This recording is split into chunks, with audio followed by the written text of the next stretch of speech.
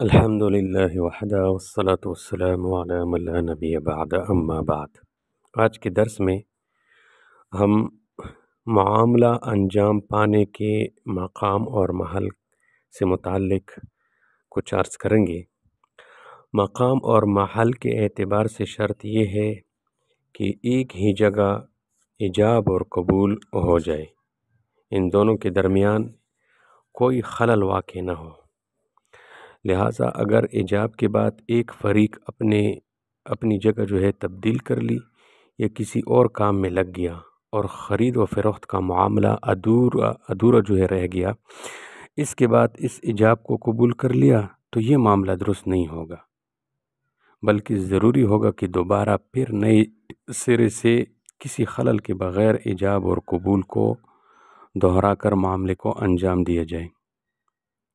اسی شرط کی دوسری تعبیر یہ کی جاتی ہے کہ خرید و فروخت کے معاملے میں اتحاد مجلس ضروری ہے، یعنی آسان الفاظ میں یہ ہے کہ خرید و فروخت کی وقت جب ایجاب اور قبول کی جا رہی ہو تو اتحاد مجلس ضروری ہے۔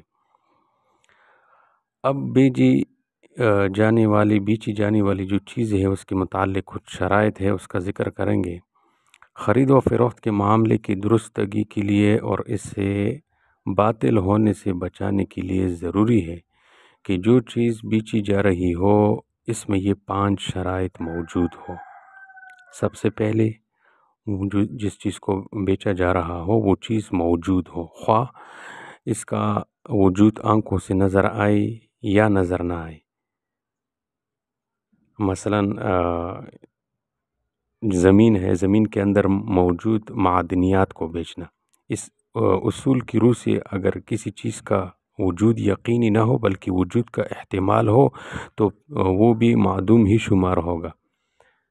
سمجھ آ رہی؟ جیسا کہ تن کے اندر موجود دودھ بیچنا، اسی طرح جو چیز وجود تو رکھتی ہو لیکن وہ دوسری چیز کے ساتھ اس طرح متصل ہو کہ اس اتصال کی حالت میں الگ سے اس سے متعلق معاملات عموماً نہ کیے جاتے ہو، نہ ہی اس چیز کا الگ تذکرہ کیا جاتا ہو، جیسے تنوں کے اندر موجودہ دودھ کے اندر موجود بلائی اور کھویا بیچنا، اس لیے جائز نہیں ہے کہ اس حالت میں یہ معدوم کی طرح ہے، کیونکہ الگ سے نہ اس کی طرف اشارہ کیا جا سکتا ہے، نہ ہی اس کا الگ سے تذکرہ کیا جا سکتا ہے، نہ ہی اس حالت میں اس پر معاملات کیے جا سکتے ہیں۔ لہٰذا ان حالات میں ایسی چیزوں کی خرید و فروخت باطل ہوگی۔ تو پہلی چیز وہ چیز موجود ہو، خواہ آنکھوں سے نظر آئے یا نہ آئے۔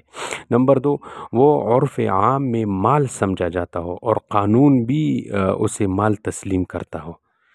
اور تیسری یہ شرط یہ ہے کہ وہ مال ایسا ہو جس کا استعمال شرعاً بھی درست ہو، جس کو ہمارے فقہ کے اصطلاح میں مال متقوم کہا جاتا ہے۔ اور چوتھی شرط یہ ہے کہ وہ چیز مباح حالت میں نہ ہو بلکہ کسی کی شخصی ملکیت میں آ چکی ہو۔ اور 5ویں شرط یہ ہے کہ وہ چیز ایسی جگہ اور حالت میں ہو کہ بیچنے والا اس کے سپرد کرنے پر کسی اور تعاون کے بغیر قادر بھی ہو۔ اس کے بعد یہ چیز جو مبیع چیز ہے اس کا خرید و فروخت پھر جائز ہوگا۔ اگر ایک چیز کے کچھ حصے یا افراد موجود ہو اور باقی بعد کے کسی زمانے میں وجود میں آنے والے ہو تو اس صورت میں یاد رکھو جب تک ساری چیزیں وجود میں نہ آ جائے اس وقت تک ان کی خرید و فروخت جائز نہیں ہوگی۔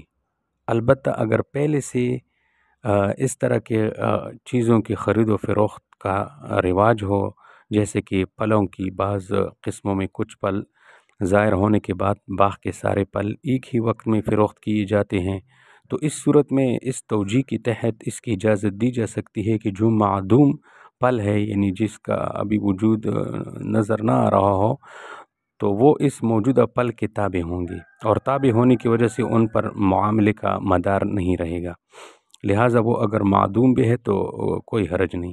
لیکن اس طرح کی جواز والی توجیہ صرف ان صورت میں کی جائے گی اور معاملے کو جائز قرار دیا جائے گا جہاں سخت ضرورت کی صورتحال ہو، ورنہ عام قواعد کی رعایت لازم رہے گی۔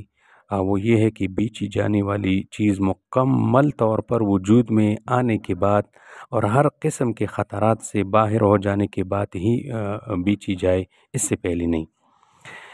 اسی طرح بعض اوقات ایک شخص کسی اور کی مملوک چیز بیچتا ہے، کبھی اس اصل مالک کی طرف سے بیچتا ہے اور کبھی اپنی طرف سے، یعنی اپنی طرف سے منسوب کر کے جو ہے بیچتا ہے۔ ایسی صورت میں اس معاملے کو باطل تو نہیں کہا جائے گا، کیونکہ مبیع موجود ہے، معدوم نہیں۔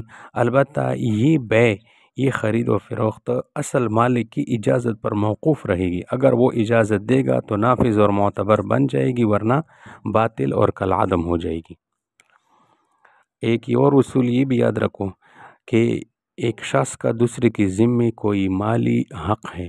مثلا ایک شخص نے 1 من گندم یا $1000 دوسرے سے قرض لی ہو، تو جس کا یہ حق ہے وہ یہ مالی حق وصول ہونے سے پہلے کسی اور کو نہیں بیچ سکتا۔ اگر بیچے گا تو وہ ایک معاملہ باطل ہوگا۔ تو سب سے پہلے یہ شخص ان چیزوں کو وصول کرے گا، اس کے بعد پھر جو ہے دوسرے کے ساتھ یہ معاملہ کرے گا۔